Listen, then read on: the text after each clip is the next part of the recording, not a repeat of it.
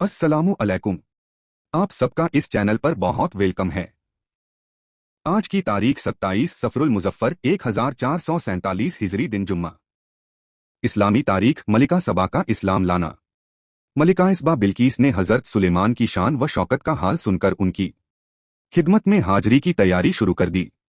उधर उसके आने की इत्तेला वही के जरिए हजरत सुलेमान को मिल गई। उन्होंने एक वजीर के वास्ते से पलक झपकते ही मलिका का तख्ते शाही मंगा लिया और उसकी थोड़ी सी शक्ल व सूरत बदल दी। जब मलिका दरबार में पहुंची तो हजरत सुलेमान ने पूछा, क्या तुम्हारा तख्त ऐसा ही है? मलिका ने कहा, गोया यह वही है। हजरत सुलेमान ने एक महल तामीर कराकर उसके सेहन में एक बड़ा हौज बनवाया और पानी से भरकर उसके ऊपर खूबसूरत शीशे का फर्श बिछाया था। देखने वालों को ऐसा महसूस होता था कि सेहन में पानी बह रहा है। जब मलिका इसबा सेहन में पहुंची तो पानी देखकर उसमें दाखिल होने के लिए पिंडली से कपड़ा समेटा। हजरत सुलेमान ने कहा, इसकी जरूरत नहीं, क्योंकि पूरा सेहन खूबसूरत शीशे से बनाया गया है। मलिका की अक्ल पर यह सख्त चोट थी।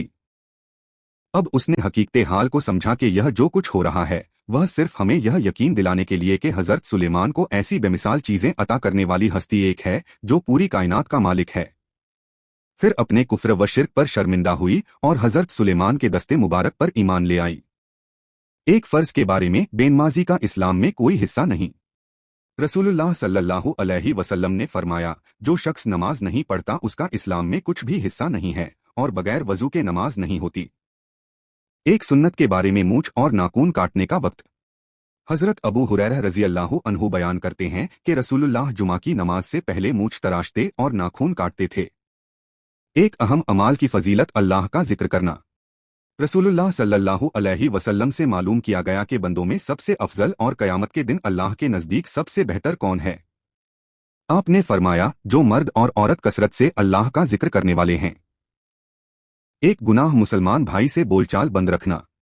रसूलुल्लाह सल्लल्लाहु अलैहि वसल्लम ने फरमाया, जिस शख्स ने अपने किसी मुसलमान भाई से 1 साल बोलचाल बंद रखी उसने गोया उसका खून बहा दिया। आखिरत के बारे में अहले जन्नत की बातचीत।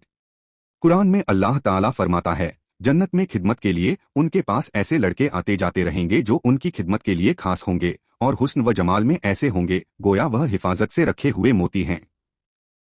तिब्बे नबवी से इलाज, सेहत और बीमारी का राज।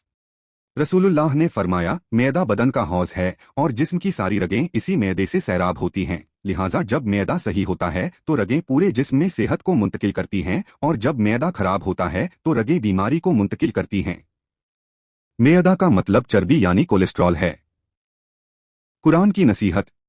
कुरान में अल्लाह ताला फरमाता है, जब तुम लोगों के दरमियान फैसला करने लगो तो अल व इंसाफ के साथ फैसला किया करो। बेशक अल्लाह ताला जिस बात की तुमको नसीहत करता है यकीन जानो बहुत ही अच्छी है।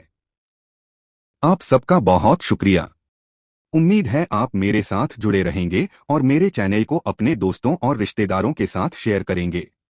खुदा हाफिज। इंशाअल्लाह फिर मिलेंगे।